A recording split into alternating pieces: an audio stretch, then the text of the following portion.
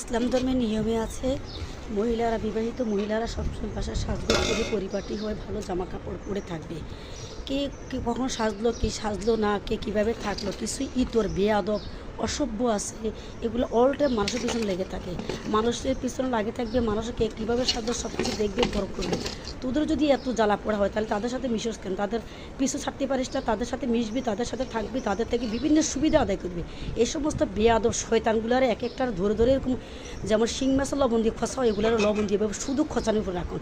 অসভ্যগুলার তো গায়ে লাগে না তো, বেয়াদব খরচে তাদের বাপের টাকা, তাদের স্বামীর টাকাতে মানুষ, মহিলারা সাজগোজ, মহিলারা বাইরে জামা কাপড় পরে যায় বা কী করে না করে কী কেনাকাটা করে, সেগুলোর তো কোনো ইয়ে নেই। সেগুলো তো সব মানুষের টাকা পয়সা দিয়া, ঘুষের টাকা দিয়া গাড়ি বাড়ি সব কিছু করছে, এর জন্য অন্যরে নিয়ে করে অসভ্যগুলো সুদ ঘুষ খাইতে খাইতে নষ্টর বাধা হয়ে গেছে। সবসময় মানুষের পিছনে লেগে থাকে।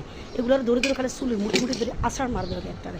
প্রত্যেকটা জেলায় প্রত্যেকটা এলাকায় মনে এরকম আছে, যেগুলো আছে আপনাদের আশেপাশে যদি এরকম থাকে ধরে ঠিক এরকম শিং মাছের লবণের মধ্যে খালি ধরবেন আর খসাবেন, ধরবেন আর খসাবেন।